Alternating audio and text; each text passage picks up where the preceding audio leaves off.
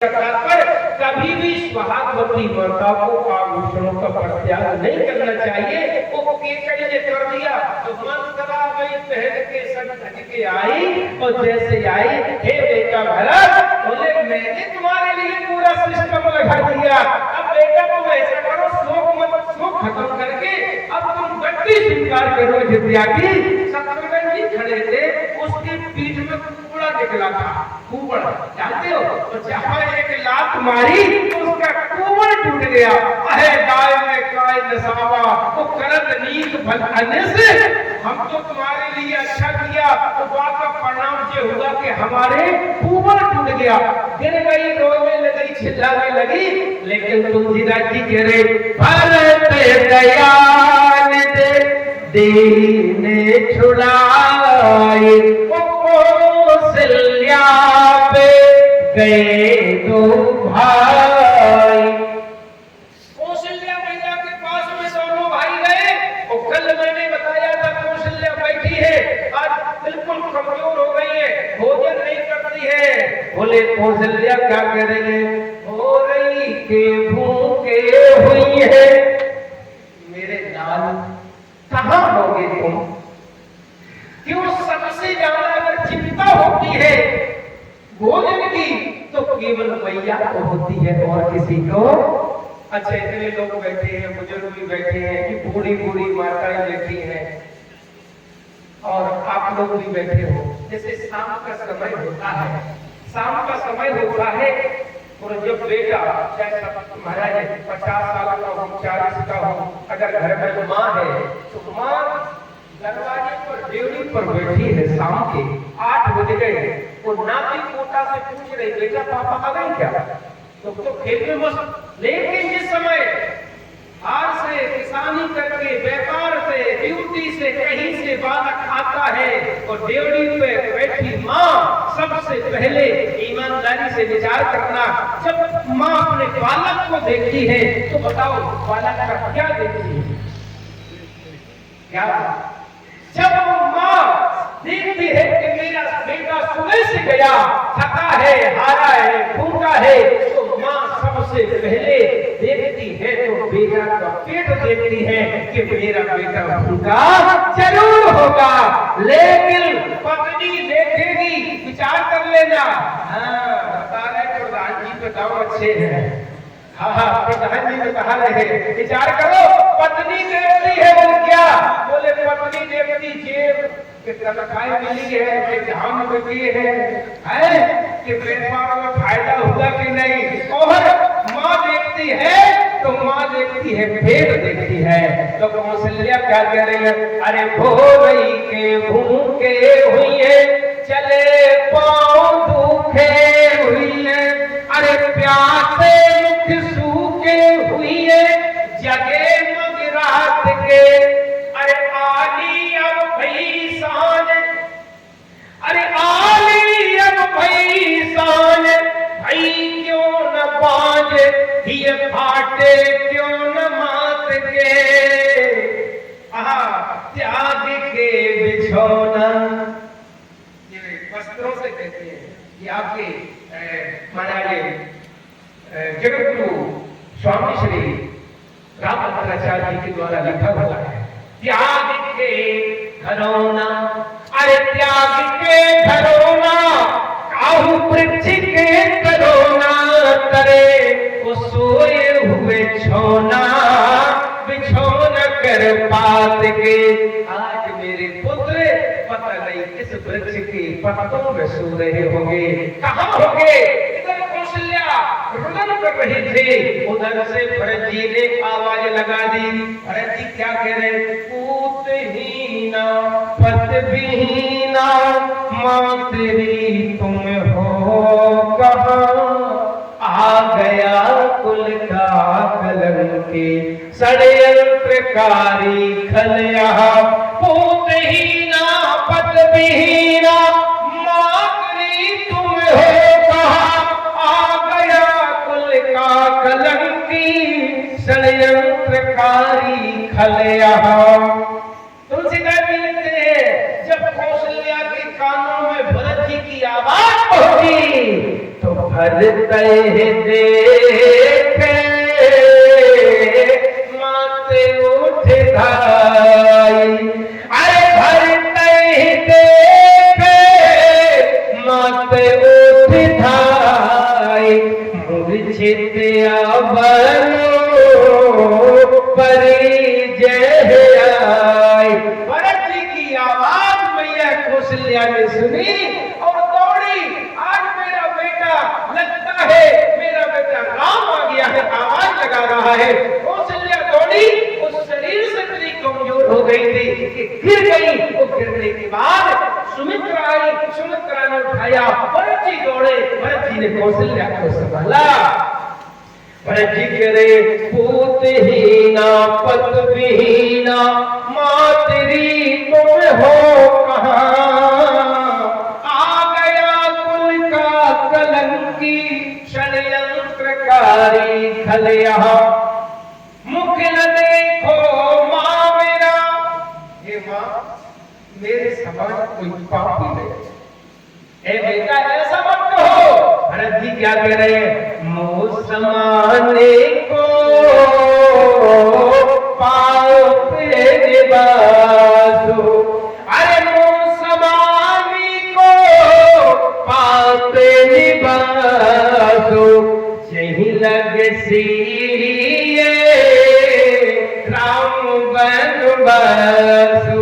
कि मेरे पाप के कारण आज भगवती श्री सीता जी जो पलंग पर महाराज फूलों पर शयन करने वाली है, आज भगवती सीता महाराज पैरों से जंगल के कंटका की मार्ग पे जा रही है। ये पापी भरत के कारण माँ मेरा मुख मत देखो, मैं बहुत बड़ा पापी हूँ। मुख न देखो माँ मेरा, मुख देख लो ही पाप है। कह दो कि बेटा को भरत तुम्ही पे सबका साप है। कह दो कि बेटा को भरत तुम्ही पे सबका साप है। लेकिन अब भैया कौशल्या मैया बैठी हुई थी। भरत जी, आज भरत जी ने मैया कौशल्या के महाराज गोद में अपना सिर रख लिया। कौशल्या मैया भरत जी के आज सिर पर मस्तक पर हाथ फेंक रही है। बगल में कनक बबल लगा हुआ है। केकई का केकई देख रही है ऊपर से। केकई ऊपर से देख रही है कि मैंने तो इनके बेटा श्री राम जी को तो वनवास भेज दिया है, लेकिन कौशल्या मेरे बेटा भरत के साथ में कैसा व्यवहार कर रही है, कैसा व्यवहार कर रही है। कौशल्या ने देखा केकई अपनी छत पे ऊपर घूम रही है। अच्छा, आज कौशल्या ने कहा, हे दुनिया वालों देख लो, तुमने तो बहुत कुछ चुप महाराज कुचक्र रचित माया रची थी। तुम सोच रहे थे कि जिनका श्री राम जी तो महाराज जंगल चले गए होंगे, लेकिन आज मुझे लगा कि मेरा बेटा राम तो वापस आ गया है, मेरी गोद में है। अगर कहीं वनवास गया तो केकई का बेटा चला गया। द्रोह करके केकई, कौशल्या कहे द्रोह करके केकई क्या हाल मेरी कर गई। देख ले कोई मेरी गोदी सी गोदी भर गई। देख ले कोई मेरी गोदी सी गोदी भर गई। तुम ही और वो वही फिर केवल राम है। तुम्हारे में और राम में भरत में कोई अंतर नहीं है, केवल नाम का अंतर है। आज मुझे मेरा राम हो गया। तुलसीदास जी कह रहे हैं, उसी समय कौशल्या से भरत जी ने कहा, माँ इन पूरे अयोध्या का जो आज यहाँ पर महाराज ये घटनाक्रम हुआ है, इसमें सबसे बड़ा पापी अगर है तो कोई भरत है। भरत है? बोले हाँ। तुलसीदास जी लिखते हैं, उसके बाद माँ कौशल्या ने श्री राम जी भरत जी को हृदय से लगाया। हृदय से लगाया तो यहाँ तुलसीदास जी ने बड़े अद्भुत एक महाराज यहाँ घटना को यहाँ दर्शा दिया है। क्या घटना कि महारानी कौशल्या ने भरत जी को हृदय से लगाया, तो हृदय से लगाया तो तुलसीदास जी कहते हैं इतना प्रेम कौशल्या के हृदय में उमड़ा कि आज जानते हो 27 वर्ष के भरत, वो 27 वर्ष के भरत है, उनके प्रेम के कारण मैया आज कौशल्या जी के इस तरह से भरत जी के लिए दूध निकलने लगा है। इसको कहते हैं प्रेम। तुलसीदास जी से कहा ये महाराज प्रकृति प्रदत्त नहीं है, तो फिर वात्सल होता है, मां को प्रेम होता है अपने बच्चे से, लेकिन ये प्रकृति प्रदत्त नहीं है। क्यों? मां के स्तनों से अगर कहीं दुग्ध निकलता है तो अपने निज बेटे के लिए निकलता है, लेकिन सौतेले बेटे के लिए कभी वात्सल इतना नहीं उमड़ेगा कि मां के स्तनों में दूध आ जाए नलके के लिए। तुलसीदास जी से कहा महाराज आपने कैसा लिख दिया? जी हमें दिखाई देता है कि प्रकृति प्रदत्त नहीं है। तो तुलसीदास जी बोले बताएं? बोले हाँ बताए। तुलसीदास जी ने कहा कि भरत जी के हृदय में निवास किसका है? बोले भरत जी के हृदय में निवास है राम का। देख लेना, भरत जी के हृदय में निवास है श्री राम जी का। और कौशल्या ने भरत जी को हृदय से लगाया तो मानो कौशल्या ने समझा कि भरत जी के हृदय में बैठे राम, तो जब राम बैठे हैं, जब कौशल्या ने हृदय से लगाया तो आज ऐसा लगा कि मेरे राम मुझे लौट के मिल गए हैं, इसलिए घर पे सर्वै नयन जब छाए। तुलसीदास जी कहते हैं बंधुओं, यहाँ पर अभी व्यक्ति के द्वारा सुना, बहुत सारी बात बताई और उसके बाद कहा कि महाराज दशरथ जी जैसा कोई राजा नहीं था, उनके दृष्टि के बारे में कल ही बता दिया था। आज महाराज अयोध्या में फर्स्ट एक बैठक हुई। फर्स्ट एक बैठक होती है, आपातकाल बैठक बुलाई जाती है, क्योंकि जिस राज्य के राजा का देहांत हो जाता है, अब राज सत्ता कौन संभालेगा? अब राज सत्ता किसके हाथ में जाए? या राष्ट्रपति कौन है? बोले अभी उत्तर महाराज वशिष्ठ के हाथ में राज सत्ता है, क्योंकि राजा का राज्य जो सत्ता होती है वो कभी पद विहीन नहीं होता है। मुख्यमंत्री भी है, चुनाव हो जाते हैं, शपथ ग्रहण हो जाता है, उसी दिन दूसरा मुख्यमंत्री, प्रधानमंत्री हो कोई भी हो। अब वहां पर कौशल्या बैठी है और उसके बाद भरत जी बैठे हैं, गुरु वशिष्ठ बैठे हैं और मंत्री लोग, पूरा मंत्रिमंडल विशेष बैठक बुलाई है। मंत्री लोग बैठे हैं, कौशल्या बैठी है, भरत जी बैठे हैं, गुरु वशिष्ठ बैठे हैं, नगरवासी बैठे हैं। अब तुलसीदास जी लिख रहे हैं, वशिष्ठ जी ने कहा भरत, हे भरत जी, आज तुम्हारे जैसे पिता न तो कभी किसी के हुए हैं और न कभी किसी को होंगे। तो भरत जी ने कहा गुरुदेव मेरे पिताजी में ऐसी क्या विशेषता है कि जो अभी तक सूर्यवंश के बहुत सारे राजा हो गए, एक से प्रतापी हो गए, एक से महाराज भक्त हो गए, और मेरे पिताजी में ऐसी कौन सी विशेषता थी? तुलसीदास जी लिख रहे हैं, जियत राहों में भी दो बदने निहारा।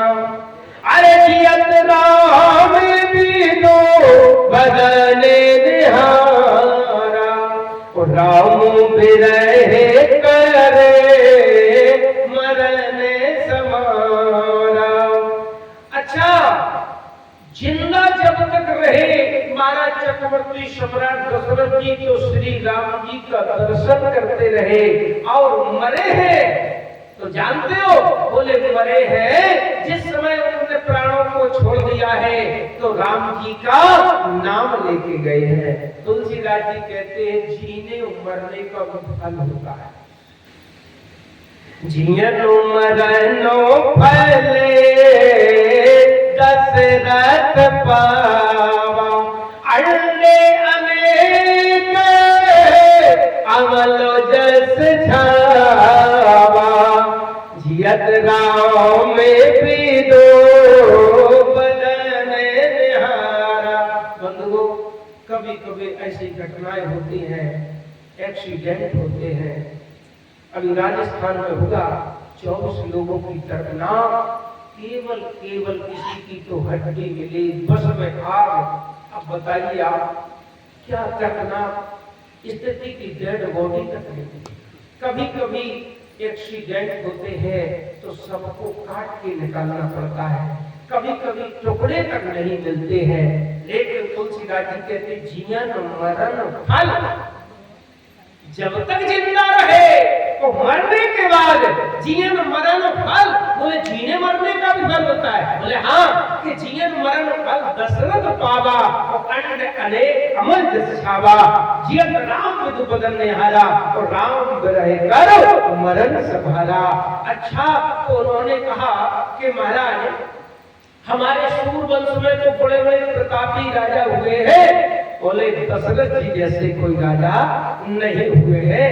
लेकिन तुलसीदास जी कहते आगे नंबर आया, वशिष्ठ बोले। सर्वप्रथम वशिष्ठ जी ने प्रश्न रखा।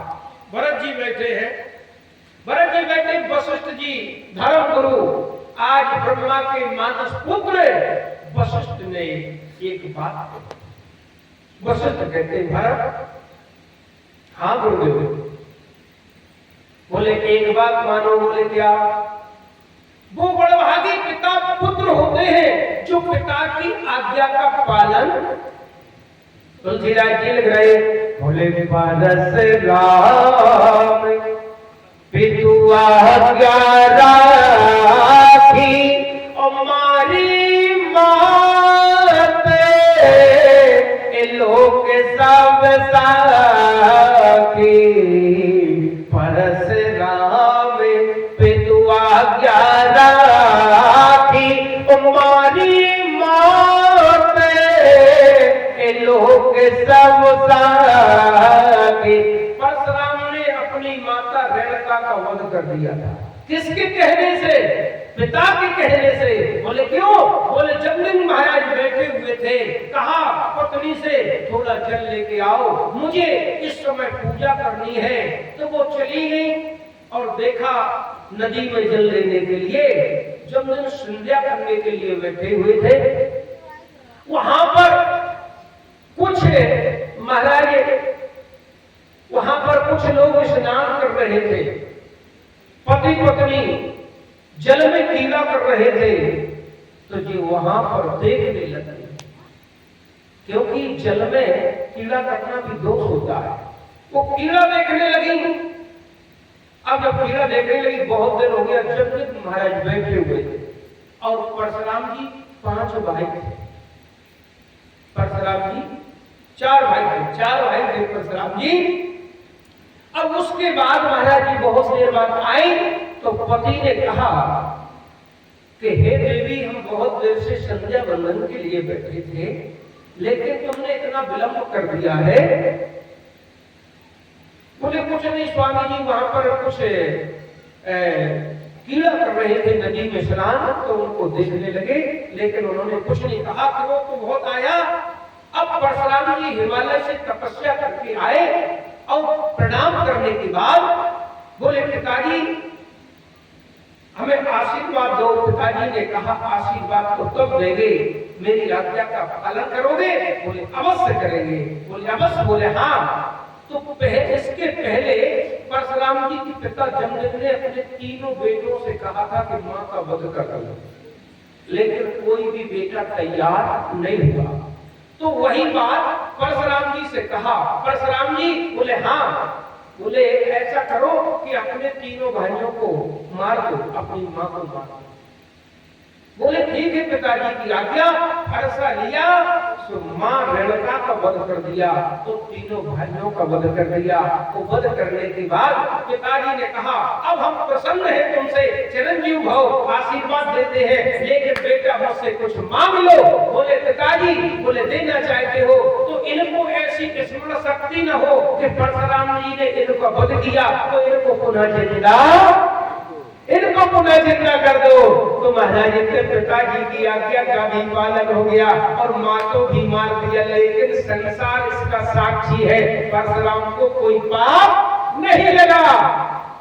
दूसरा क्या कह रहे कि बोले तनय जजाते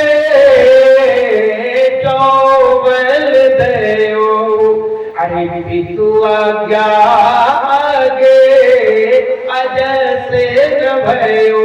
राजा अयाती ने भोग किया, अपने शरीर से इतना भोग किया कि आत्मा उनकी भोग करते करते छपी नहीं।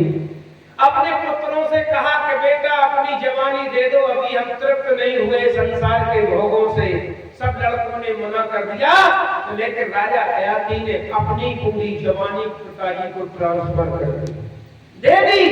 और देने के बाद पिताजी ने भोग किया और भोग करते करते एक दिन उनको घृणा हुई कि मैं कैसा अभागा पिता अपने बालक की जवानी लेकर और भोग कर रहा है, ये विषय भोगों में शरीर नष्ट कर रहा है।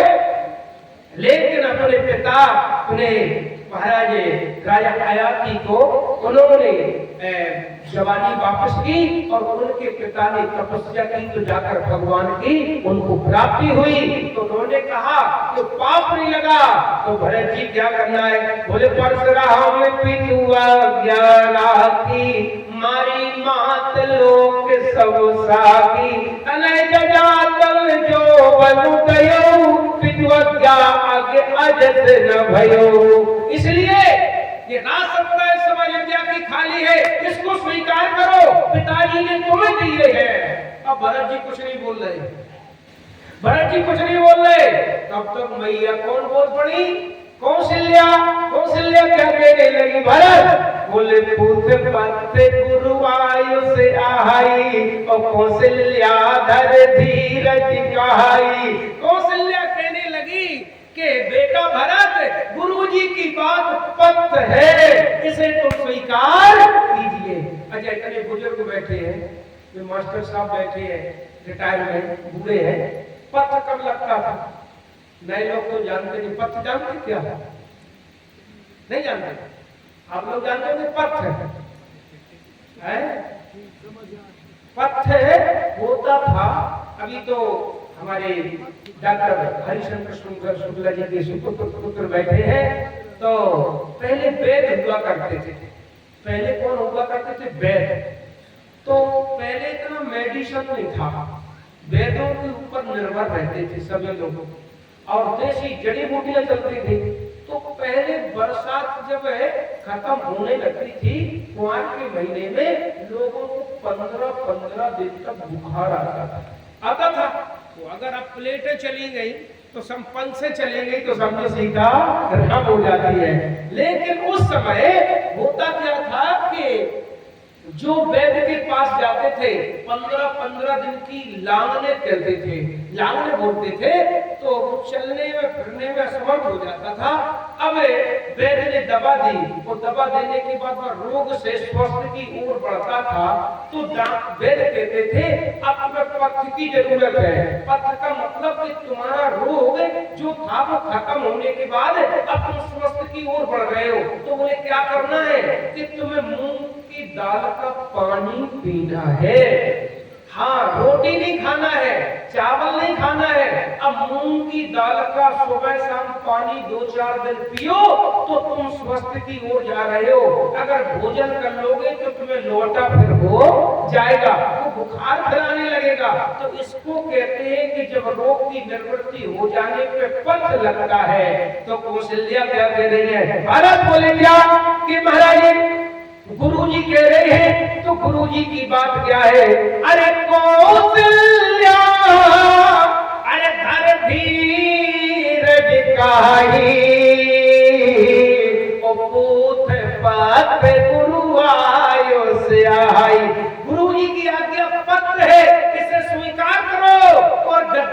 बैठ जाओ। गुरुजी बोले, कौशल्या बोली। अब मंत्री जी बोले, मंत्री क्या बोलने लगे? मंत्री तो अफसरवादी होते हैं। मंत्री क्या कहने लगे कि रघुपति आई उचित जैसे तब तक करिए बहुत। अरे राम जी आएंगे तब जैसा करना हो तो करो। बोले अब गद्दी पे बैठ जाओ। बोले क्यों? कि कैबिनेट में एक भी मामला, एक भी बजट पेश नहीं हो रहा है तो हमें खाने को, हाँ हमें खाने को नहीं मिल रहा है, इसलिए ये गद्दी पर बैठ जाओ। अब नंबर आया, मंत्री बोले, कौशल्या बोली, गुरुजी बोले। अब पूरी समाज में भरत जी खड़े हुए हाथ जोड़कर। अब भरत जी क्या कह रहे सुनिए सभी लोग। भरत जी कहने लगे, बोलिए राजा रामचंद्र महाराज की, शंकर भगवान की। हरे राम राम राम सीता राम राम राम। हरे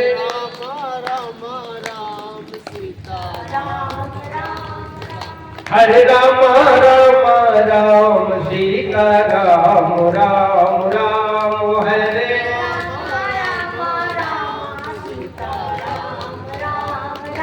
हरे राम राम राम सीता राम राम राम। हरे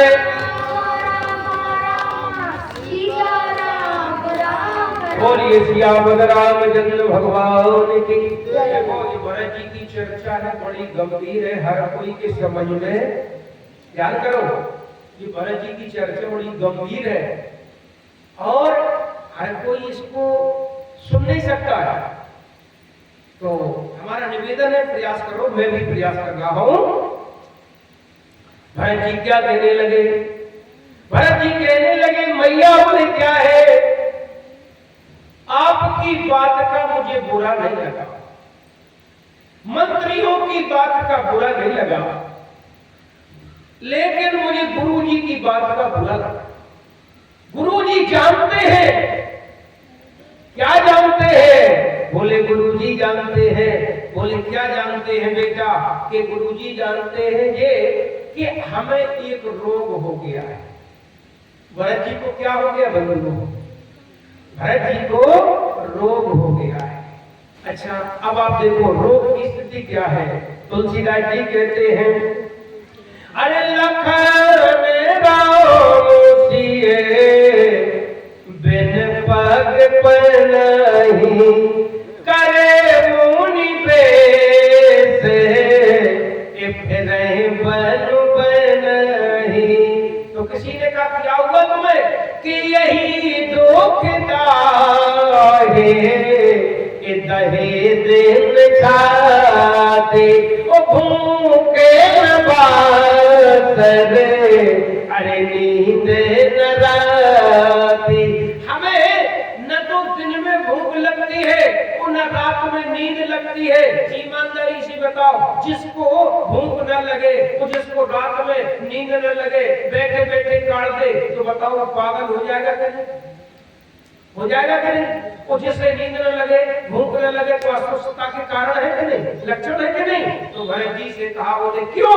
बोले इसलिए कि रखन राम सिए बिन पागो पनहि, ओ करे मुनि बेस फिरहि बनु बनहि। यही दुख दाहे दहे दिन छाती, भूख बासर नींद न राती। यही दुख दाहे दहे दिन छाती। हमारे हृदय में जलन हो रही है। देखो आप रामचरितमानस में देखें, एक संत है और एक दुष्ट है। अब आप देखिएगा, थोड़ा समन्वय करें, दुष्ट और संत। तुलसीदास जी कह रहे, बंदो संत असजन चरना, दुख प्रद उभय बीच कैसु वरना। बीच कुछ वरना। अच्छा, एक दुष्ट है और एक संत है। अब आप देखें, दुष्ट कौन है? बोले दुष्ट मंथरा है, खल मंथरा है। अब थोड़ा ध्यान देकर, खल मंथरा है। और भरत जी बोले भरत जी है संत। अच्छा, संत का क्या लक्षण है? बोले श्री सीताराम जी जंगल चले गए तो मेरे हृदय में जलन हो गई, मुझे भूख नींद चली गई। तो मंथरा से पूछा, अरे मंथरा, बोले हाँ। बोले ये बताओ कि तुम्हें भूख नींद, बोले हाँ। मंथरा बोली सुनो, बताएं? बोले हाँ। कि जब ते कुमार अरे सुना मैं स्वामिल, तो हुआ क्या कि भूखे न बास रे, अरे नींद न जाओ। जब से हमने सुना कि श्री सीताराम जी का राज्याभिषेक होगा, सोने के सिंहासन में बैठेंगे, उस दिन से हमारी भूख नींद बंधुओं ये खल है, ये खल दूसरे का सुख देखते हैं तो नींद भूख चली जाती है। वो संत बोले दूसरे का दुख देखते हैं तो नींद भूख चली जाती है। इतना अंतर है इसमें। बोले प्रकृति में संत भी है और खल भी है। अब आप देखो रामचरितमानस में देखे उत्तरकांड में तुलसीदास जी कहते खल कौन है? खल बोले हाँ। बोले खल सन एगो कर बंदन करही, ओ खाल कढ़ाए विपत से मरही। खले मुसर आपने देखा होगा, धान बोने लगे सन देखा, सन देखा। पहले सन होता था तो बरसात में आषाढ़ में उड़द बो, मूंग बो, अरहर बो, है बाजरा बो, ज्वार बो, ये भले ही 8 दिन में जमेंगे, जमनेशन होगा। और जानते हो सन का बोले जैसे ही शाम के बोए तो सवेरे तैयार। ये क्या है? बोले ये खल है, ये दुष्ट है, बहुत जल्दी बढ़ते हैं। तुलसीदास जी ने उत्तरकांड में लिखा खल सन इव। खल बोले क्या? बोले खल सन इव पर बंधन करही। अच्छा, फिर उसके बाद जैसे 2 महीना के हुए, बोले भैया कहाँ जा रहे हो? तो किसान वो काटने वाला हसिया लिए है। बोले कहाँ जा रहे हो? अरे बोले कुछ नहीं है, बोले हम मुड़कट्टा करके जा रहे हैं। ध्यान कर लेना, हमारे बुंदेलखंड के शब्द है मुड़कट्टा। तो मुड़कट्टा का मतलब पहले उसके मूड़ काटा, मूड़ किया अलग, तो फिर बोले उसका मूड़ अलग किया, फिर उसके गोड़े काटे। तो गोड़े काटने के बाद फिर उसको इतना सा गट्ठा बनाया। गट्ठा बनाने के बाद फिर कहाँ? बोले सड़क के किनारे, जहाँ तालाब वाला के किनारे कीचड़ होता था, उसमें उसको दबा दिया। उसमें दबा दिया, और जब दबा दिया, अब 1 दिन हो, 2 दिन हो, 15 दिन तक दबे। विचार कर लेना, 15 दिन तक दबे।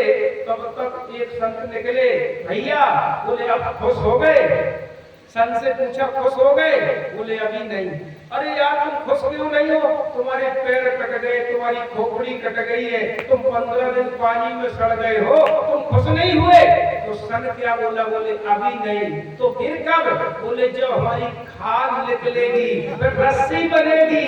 विचार कर लेना, पहले रस्सी बनती थी, हाँ, बोले खाल निकलेगी, रस्सी बनेगी, फिर उसको ढेरा पर रखकर कसा जाएगा। तो फिर बोले फिर हमारी रस्सी से बड़े बड़े हाथी बंधेंगे, तब हमें सुख मिलेगा, तब हमें सुख मिलेगा। बंधुओं जी कौन है? बोले ये दुष्ट है। ये खुश कब रहते हैं? ये दूसरे का बंधन करते हैं तो खुश रहते हैं। अब आप देखो, ये तो खल थे, वो संत कौन है? तुलसीदास जी कह रहे साधु चरित शोभ चरित कपासु, हरसे हरसो निरसे में गुण फल जासु। साधु चरित शोभे। अच्छा, कपास की खेती देखिए गुजरात में जहां होती है, गुजरात में ज्यादा होती है। हमारे भैया का, दीपचंद का बेटा अजय कच्छ भुज में है, उधर होती है कपास की। वो कपास क्या करता है, जितना कष्ट सन को मिलता है उतना ही कष्ट कपास को मिलता है। कपास में से बिनौला निकले, बिनौला को बीना जाता है, फिर मशीन पे उसकी कूनी बनाई जाती है, धागा बनाया जाता है, फिर उसके बाद वस्त्र बनता है, उतना ही कष्ट मिलता है। लेकिन कपास कौन है, बोले साधु। और खल क्या है, बोले सन। सन क्या करता, बोले दूसरे का बंधन। और महाराज कपास क्या करता है, बोले दूसरे के खुले हुए क्षेत्रों को ढक देता है। जो अब आप लोग वस्त्र पहने हैं, जी कपास के द्वारा निर्मित है, उसी से सारे लोगों का आवरण है। तुलसीदास जी लिख रहे, साधु चरित शुभ चरित कपासो, हरस विवश गुणों में भले जासो। और नीचे लिख रहे, बोले जो सहे दुख, देखो दोनों को दुख मिला। अरे बोले जो सहे दुख पर क्षेत्र दुरावा,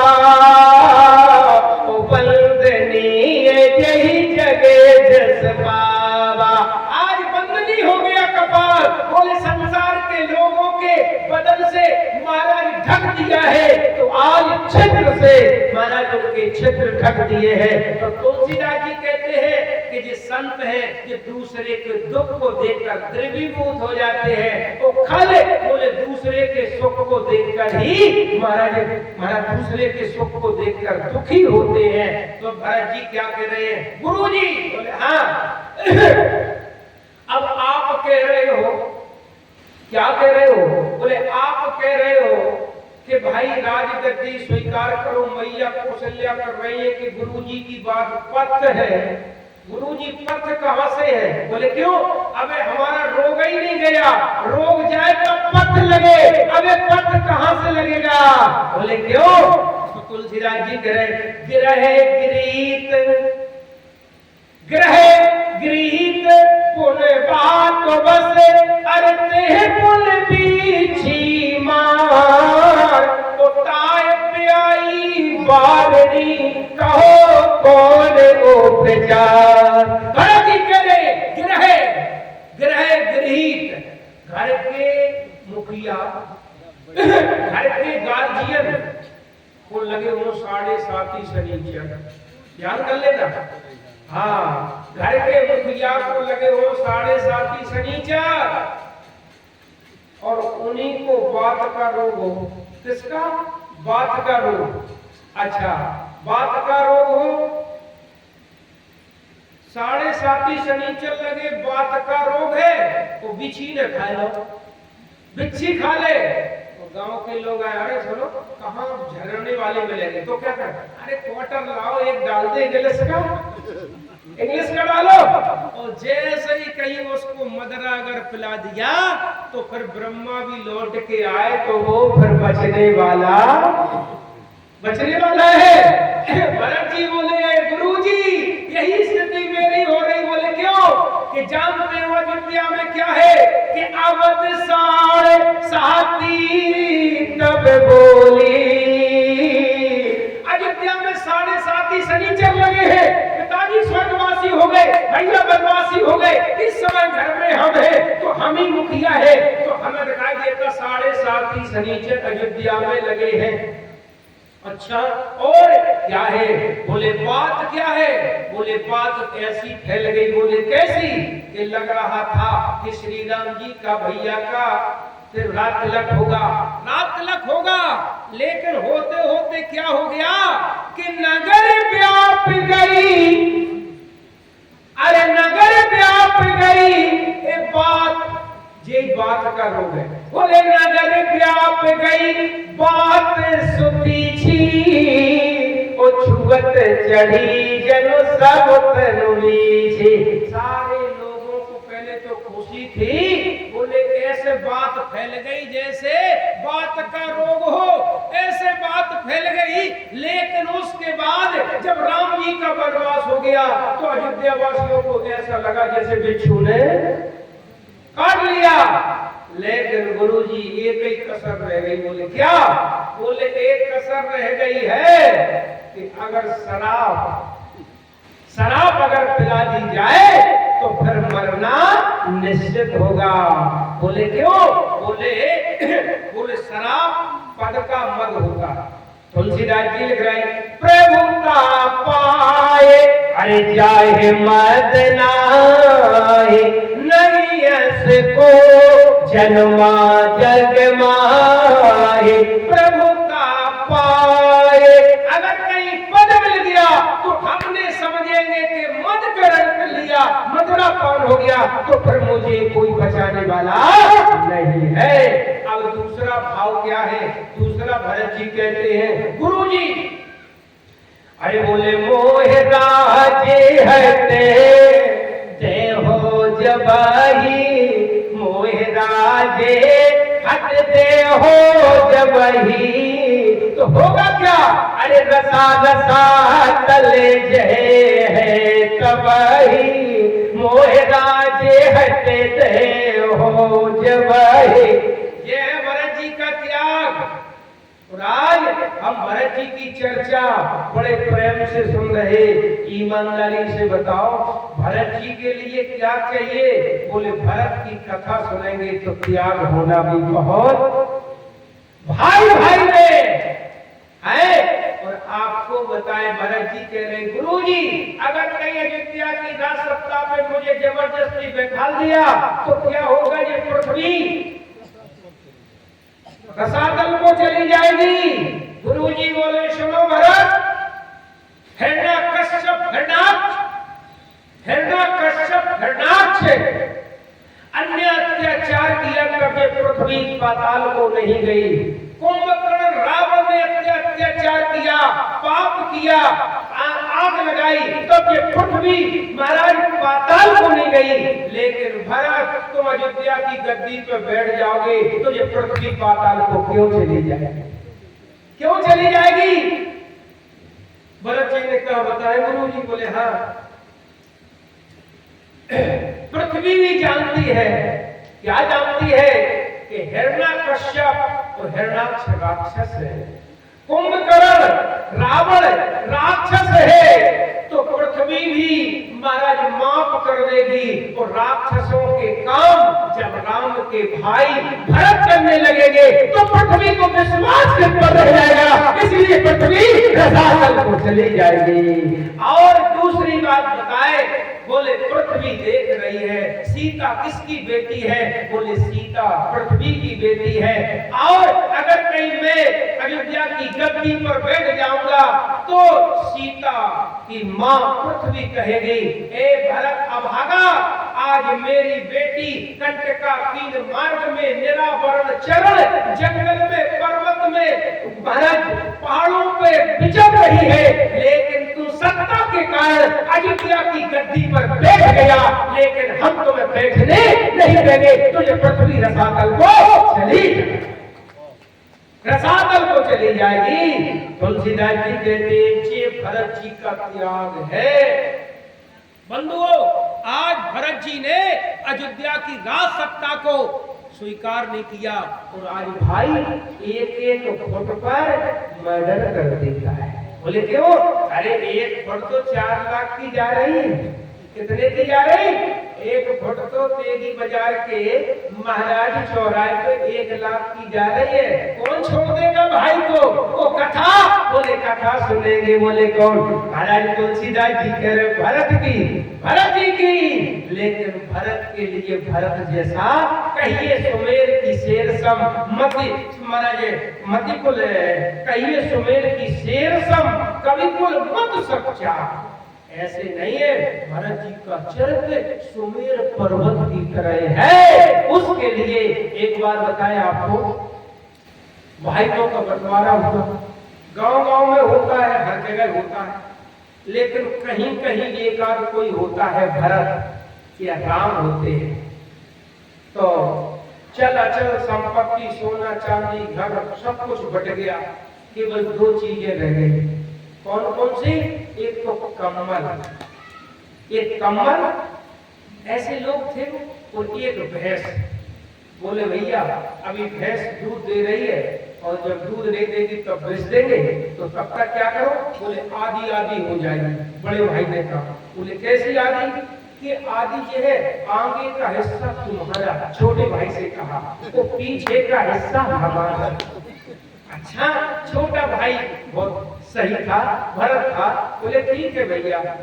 अब कम्बल बोले, उसने कहा बड़े भाई ने, शाम के 7 बजे से और 6 बजे सुबह तक हमारा है कम्बल, रात में और दिन में तुम्हारा है। अच्छा बोले हाँ ठीक है। अब हुआ क्या बंधुओं, सुबह दाना खिलाए, घास खिलाए, भूसा खिलाए, खली खिलाए, है और शाम के सवेरे बड़े भैया आए, दूध निकाल के चले जाए, है पानी पिलाए। अब पत्नी कुरुर छोटे की करे, ये क्या है, ये भी बंटवारा होता है, खली तुम खिला रहे, भूसा तुम खिला रहे, हरा चारा तुम खिला रहे, घास तुम खिला रहे, वो 5 लीटर ले जाती है सुबह, 5 लीटर शाम के। अब रोज लड़ाई हो, और बड़ा छोटे भैया ने कहा कुछ नहीं है, बड़े भैया ने बंटवारा कर दिया, तो मान करो। अरे ये क्या मान है, और कम्बल रात में यूज किया जाता, रात में बिल रखते हैं, दिन में क्या करें, दिन में उड़े घूमे। लेकिन होता क्या, तब तक एक गुरुजी आए, तो छोटे भैया ने कहा गुरुजी हमारी पत्नी रोज लड़ती है, पिताजी की चल संपत्ति सबका बंटवारा हो गया है, लेकिन 2 चीजों को नहीं हुआ, उसके कारण 2 चीजों का हो तो गया, लेकिन वो भाई ने इस तरह से बांट दिया तो हमें स्वीकार है, लेकिन पत्नी रोज लड़ती है। तो गुरुजी बोले क्या हो गया, बोले बड़े भाई ने कहा भैंस अभी तो बेची नहीं जा सकती, दूध दे रही है, तो पीछे का हिस्सा, बड़े भाई ने कहा हमारा, तो आगे का हिस्सा हमारा बोल दिया। बोले अच्छा, तो दूध वो निकाल के चले जाते हैं। अच्छा, उसके बाद कम्बल, बोले रात में भाई का है, दिन के हमारा है, दिन के आपका है, बोले हाँ, जैसे कहा कि दिन के आपका है। बोलिए राजा रामचंद्र महाराज की। जैसे कहा तो गुरुजी बोले सुनो, जैसे तुम्हारे बड़े भाई दूध निकालने के लिए बैठे, उसी समय तुम लाठी लेकर और आगे के हिस्से में मारना प्रारंभ कर देना। हम तुम्हें मंत्र बता रहे हैं। तो जैसे ही वो आया, और जैसे ही आया वो शाम के दूध निकालने लगा, बड़ा भाई लाठी लेके आया, वो आगे के हिस्से में उसने लाठी मारना भैंस को प्रारंभ कर दी। वो जैसे ही भैंस को लाठी मारना प्रारंभ की, तो भैंस ने इधर से इधर चक्कर काटा, तो दूध नहीं निकल पाया। बड़ा भाई बोला क्या करते हो ये हम दूध निकाल रहे हैं, इसको क्यों मार रहे हो?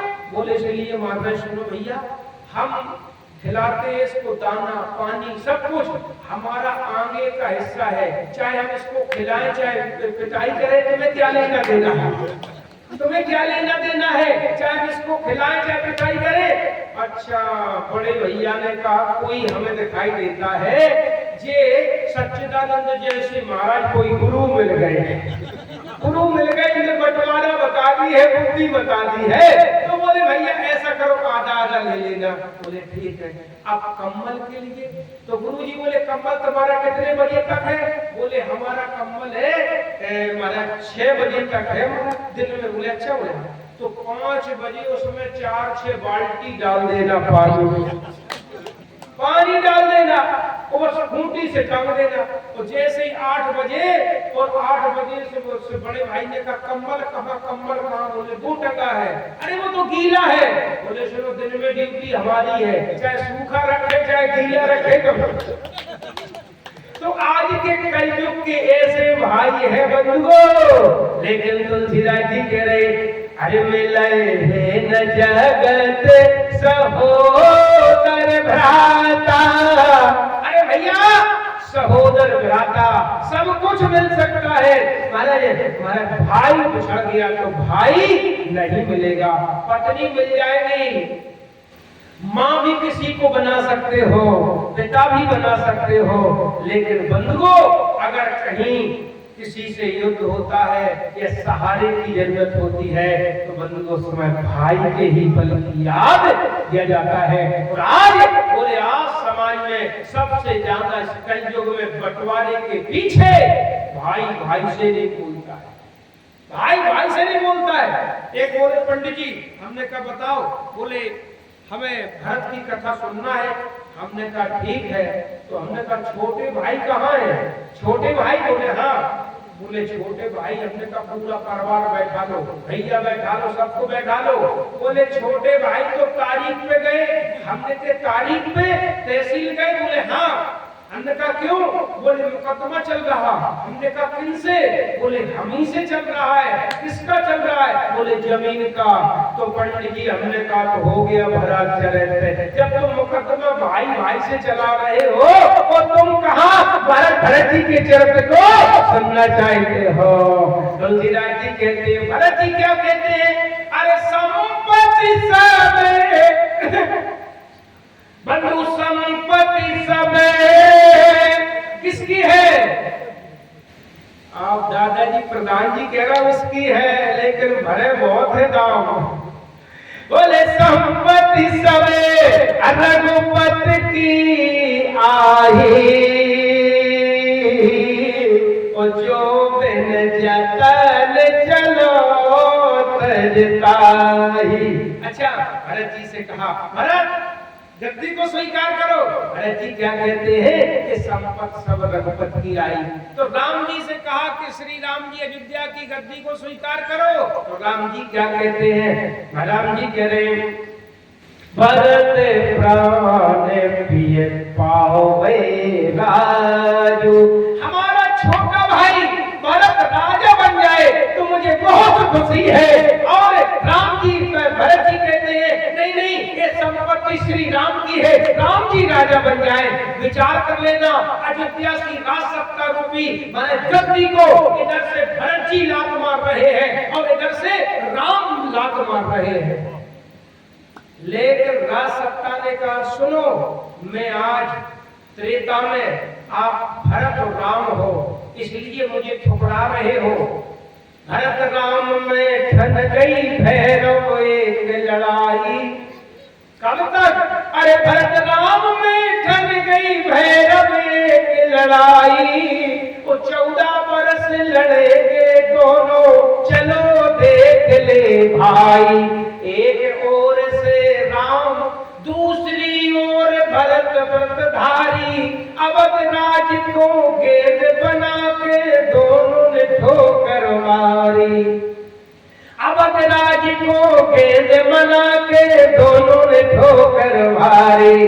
अरे जीत गया इस समर भूमि में, अरे जीत गया इस समर भूमि में भैया भरत खिलाड़ी, भैया भरत खिलाड़ी। बंधुओं, आज राम भरत की 14 वर्ष की लड़ाई में अगर जीत होती है तो भरत की होती है।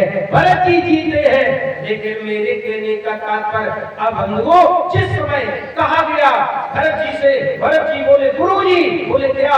बोले जब तक हमारे हृदय की जलन शांत नहीं होगी तब तक हमें ये गद्दी को स्वीकार नहीं कर सकते हैं, हम बचने वाले नहीं हैं।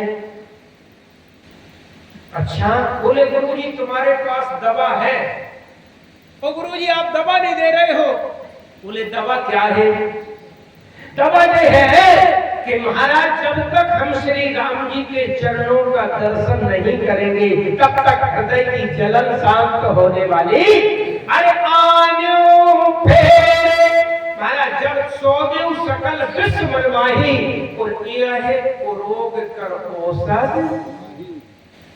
जी हमको रोग नहीं हुआ है। कौन है? बोले रोग नहीं है।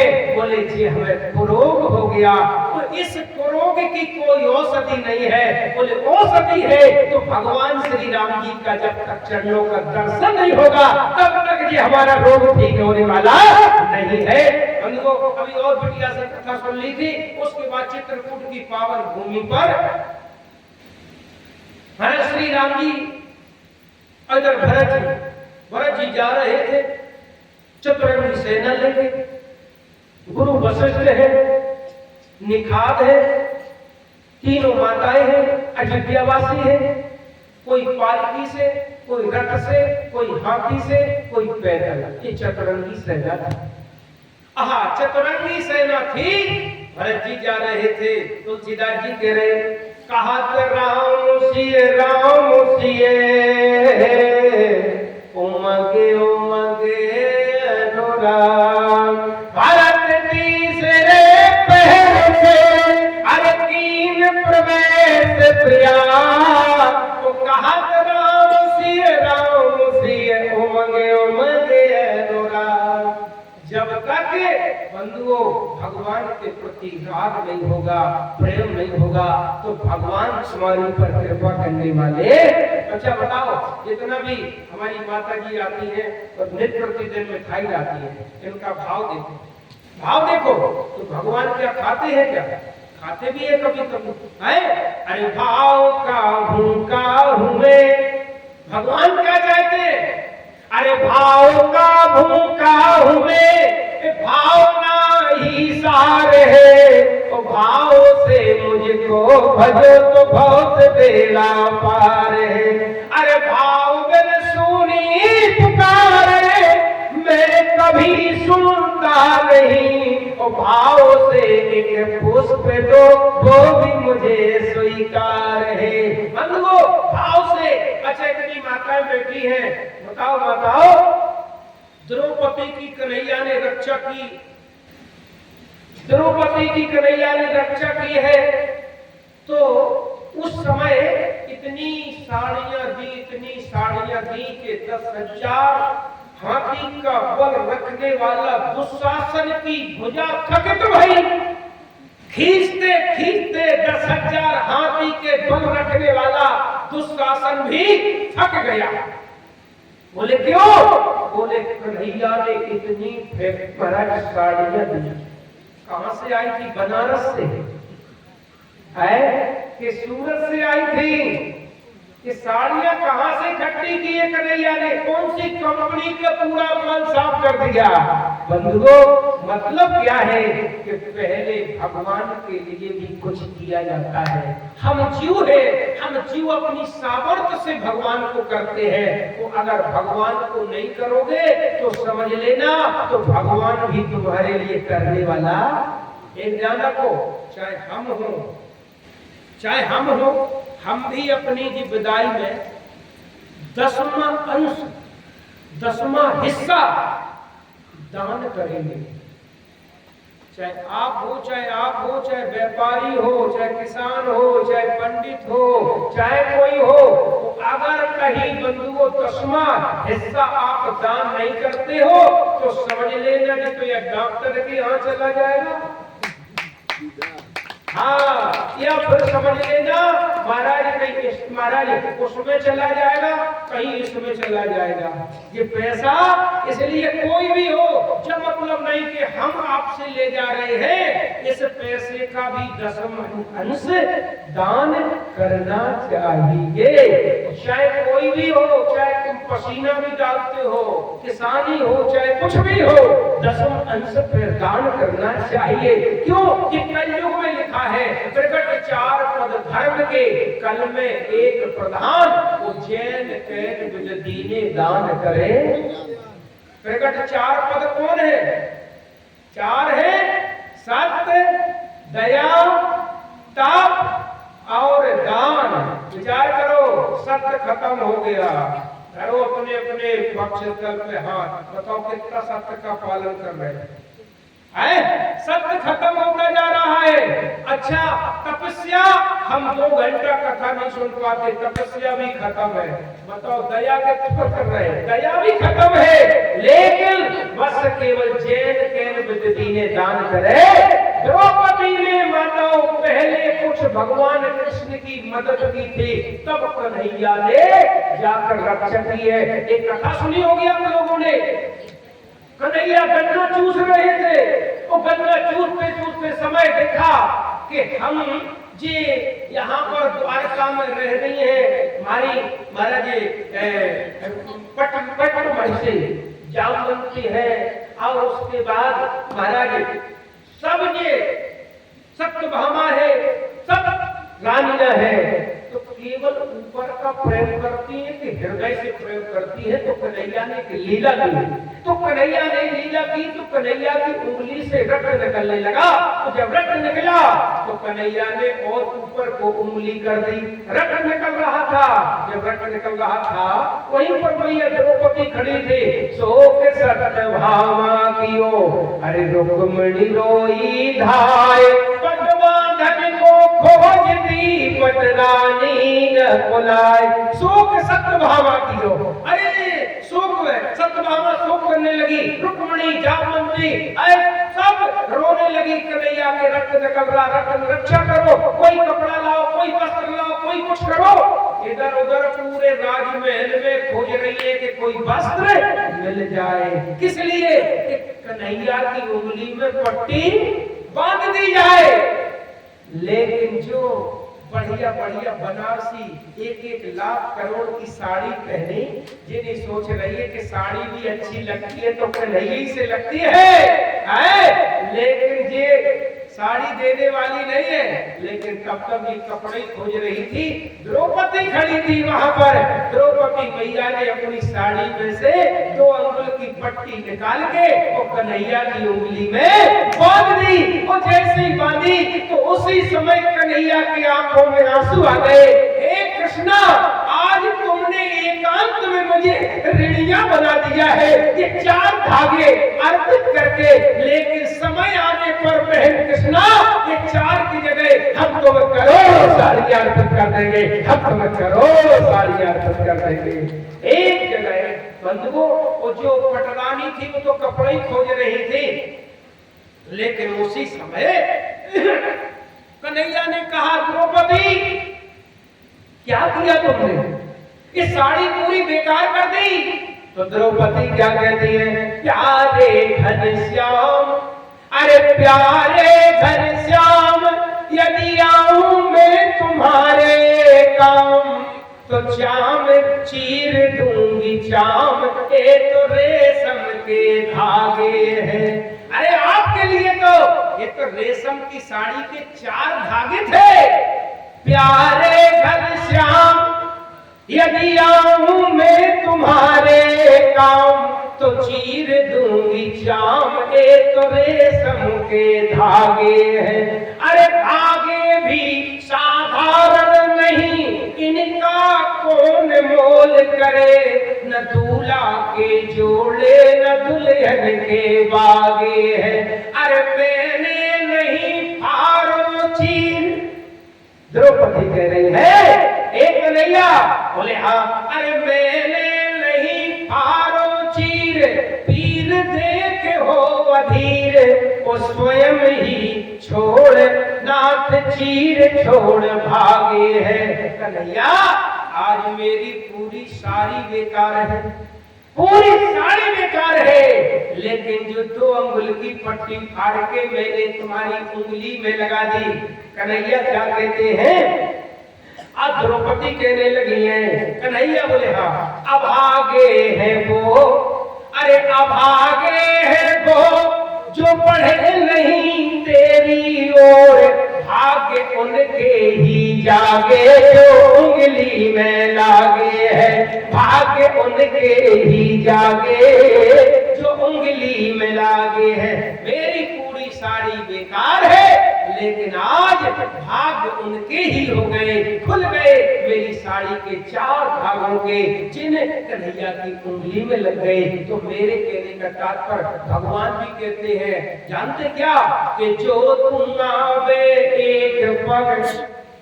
एक पग अगर मेरे लिए कोई भक्त आता है कि जो तुम आवे एक पग पगियाऊं में साथ, और जो तुम करो काट सो तुम्हें लोहे की लाट। तो मेरे कहने का तात्पर्य भगवान किसका भूखा है? भाव का, अनुराग का। आज भरत जी जा रहे थे चित्रकूट के मार्ग में, बस कहा राम सिय उमंग राम सिय, ऐसे प्रेम से तुलसीदास जी कहते भरत जी ने, जानते क्या बोले, आज भरत जी ने शराब पी ली। बंधु, आप कहोगे पंडित जी भरत जी ने शराब पी ली? भरत जी ने शराब पी ली। वो जो शराब पीता है उसकी स्थिति क्या होती है? कहीं ऐसे चलता है, डगमग बोलता है। तुलसीदास जी कह रहे सथले अंगे पग डगमग डोले। और शराबी कुछ कहता है, कुछ जीभ चिपकती, कुछ बोलता है। तो तुलसीदास जी कह रहे भरत जी की स्थिति क्या हो गई? अरे बोले सथले अंगे पग डगमग डोले, कह बल बचन प्रेम जन बोले। ये स्थिति किसने बनाई? कि जाए सने सुरा समझाके। कौन सी सुरा जानते हो? बोले प्रेम रूपी सुरा को भरत जी ने पान किया। वो जब प्रेम की सुरा मतलब शराब प्रेम रूपी पी तो आज चल रहे। जब चल रहे तो गुरु वशिष्ठ ने कहा भरत तुम इतनी अनुराग से, हे भरत तुम इतने अनुराग से नाम भगवान को मत लीजिए। बोले क्यों? बोले जानते हो तुम्हारे इतने अनुराग से भगवान के नाम लेने के कारण से ये चित्रकूट के पर्वत भी आज पानी की तरह बहने लगे, बिलके। ये है भगवान के भरत जी का प्रेम। आज महाराज जाए सनेश महाराज कुशल पुलिस पखाना जितने भी पर्वत है ये पानी की तरह भरत तुम्हारी प्रेम के कारण बहने लगे हैं। भरत जी इस प्रकार से अनुराग से राम का नाम मत लीजिए। तुलसीदास जी कहते हैं धूल उड़ रही है। जब धूल उड़ रही थी उसी समय सीता जी ने कहा प्रभु हाँ प्रिय बताओ क्या बात है? लक्ष्मण जी है और श्री राम जी ने। सीता जी ने कहा प्रभु आज मैंने एक सपना देखा। सपना देखा?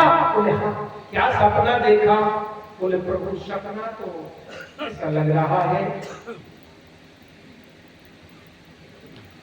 सपना मुझे दुख देने वाला है। अरे बताओ तो क्या सपना है? देखी सास आने अनुहारे, देखी सास आने अनुहारी। हमने अपनी तीनों सासों को सफेद साड़ी में देखा है। राम जी बोले लक्ष्मण लखन सपने यह नीक न होई। सपना अच्छा नहीं है, ये सीता जी बता रही है। लेकिन तब तक क्या हुआ कि बंधुओं कुछ उसी समय कुछ पक्षी आए और आश्रम में दौड़ के धूल का अंबार देख रहे हैं। उसी समय लक्ष्मण जी बोले प्रभु उठकर जोर रजाय सुमागा, मनोवीर रस सोवत जागा। आज राम सेवक जस ले हो भरत समर सिखावन दे। आज आए बना भले सकल समाजो, प्रगट करो रस पाछले आयो। ऐ प्रभु आज क्या करेंगे? बोले आज पिछला बदला लेंगे और भरत जी से हम युद्ध करेंगे। हमें दिखाई देता है भरत जी आज चतुरंगी सेना लेके आ रहे हैं और भरत जी को ये नहीं लग रहा है। बोले क्या कि कम से कम हमारा वनवास हो गया और 14 वर्ष का हो गया, फिर भी यहाँ पर हमें दिखाई देता चतुरंगी सेना लेके हमें मारने के लिए आ रहे हैं। राम जी बोले लक्ष्मण जी तुम भरत जी के बारे में जानते हो? बोले क्यों? कि भरत हो ये नवाज मदे। देख लेना बंधु राज मत होता है। हाँ भरत हो ये नवाज मदे। कौन? विधि हरि हर पद पाए। ब्रह्मा जी, विष्णु भगवान, शंकर जी, किसी भी लोक के महाराज वहां की गद्दी मिल जाए फिर भी भरत जी को कभी भी राजमत होने वाला। भरत हो न राजमत विधि हरि हरि पद पाए। वो कब कहूं कि काजी सी किरण क्षीर सिंधु बिन साय। भले ही क्षीर सिंधु कहते हैं दूध के समुद्र को, क्षीर सागर, भले खटाई की बूंद से वो फट सकता है, लेकिन भरत जी को कभी राजमार्ग नहीं होगा। और बताएं, बोले क्या?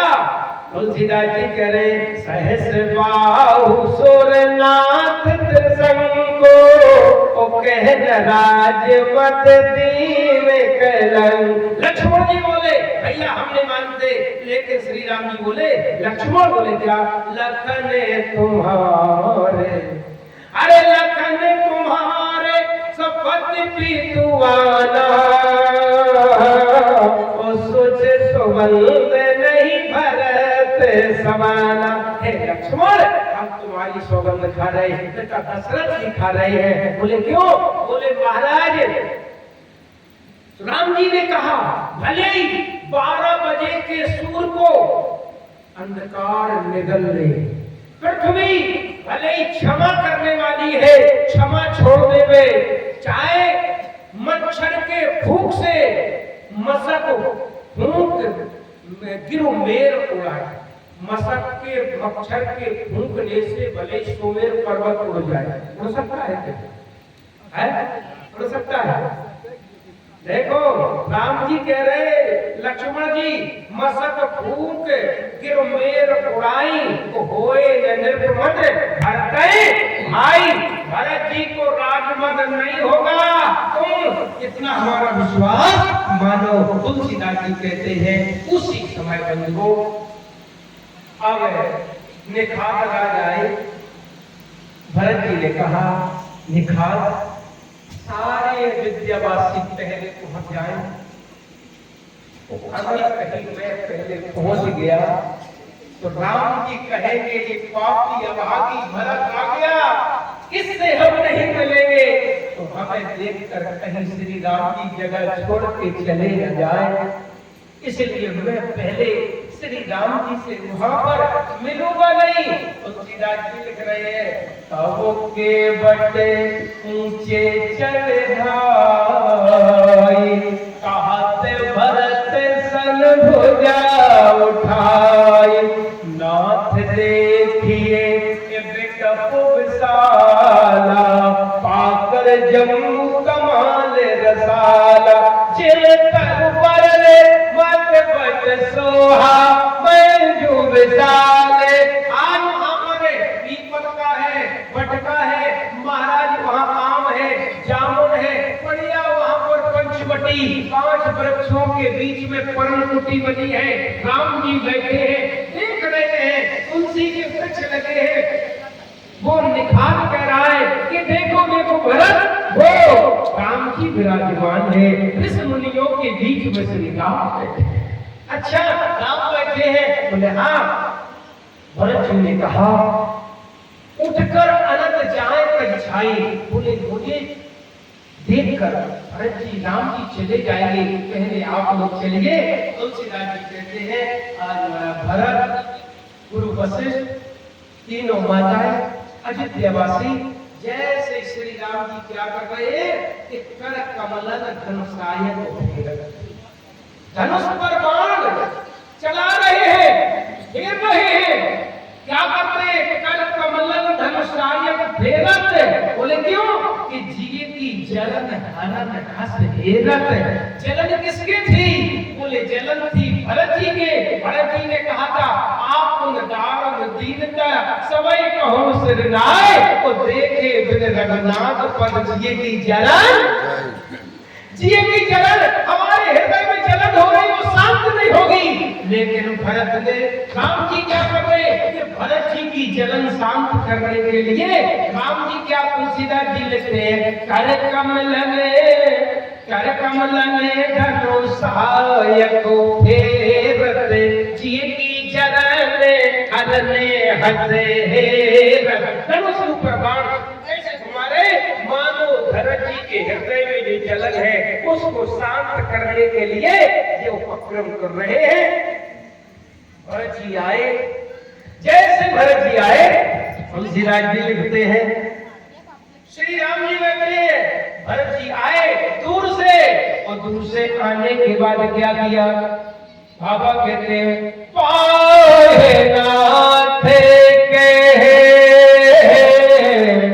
पाहे गुसाई, पाहे नाथ के पाहे गुसाई, भूतल पर लकुट की नाई, पाहे नाथ पाही माम रक्षा करो रक्षा करो रक्षा।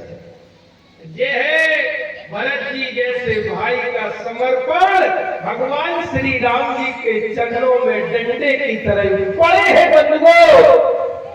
अब भैया नहीं उठ रहे, भैया नहीं उठ रहे हैं। बोले क्यों? अब भैया नहीं उठ रहे हैं। श्री राम जी तुम धनुष ऊपर बाण चला रहे, भरत जी कह रहे भैया रक्षा करो रक्षा करो रक्षा करो। लेकिन बताओ कोई तुम्हारे चरणों में गिर जाए तो क्या तुम उठाने के लिए खड़े नहीं होगे? लेकिन राम जी खड़े नहीं हो रहे। बहुत देर हो गई, बहुत देर हुई। लक्ष्मण जी आए, लक्ष्मण जी ने प्रभु से कहा प्रभु। बोले हाँ क्यों घबरा रहे राम जी? कि अभी 2 मिनट पहले महाराज भरत जी के लिए ये मारने के लिए तैयार थे। लक्ष्मण जी तो हम नहीं कहेंगे, अब लक्ष्मण को खुद कहना पड़ेगा कि जो व्यक्ति श्री राम जी के चरणों में डंडे की तरह गिर जाएगा, क्या वो अयोध्या के राज्य का लालची होगा? तो अयोध्या के राज्य का लालची नहीं होगा। तो आज मानो श्री राम जी ही लक्ष्मण से कहना चाहते हैं कि कहाँ है भरत? तो तुलसीदास जी कह रहे हैं, लक्ष्मण जी ने कहा प्रभु कि भरत प्रणाम में एक करत रघुना था। भैया भरत प्रभु? हाँ। अरे भैया भरत प्रणाम कर रहे, लक्ष्मण कहाँ है? श्री राम जी ने और अपना बनाया भाव, कहाँ है भैया? अरे लक्ष्मण जी कहने लगे प्रभु सरकार आपके चरणों में पड़े हैं। चरणों में? बोले हाँ। तुलसीदास जी लिख रहे उठे गाँव। क्या तुलसीदास जी? ये भूमि कौन है? देखो अयोध्या, और उसके बाद महाराज चित्रकूट, जनकपुर और लंका। अच्छा अब आप देखो लंका किसकी भूमि है? लंका वासना की भूमि है। लंका वासना की भूमि है। और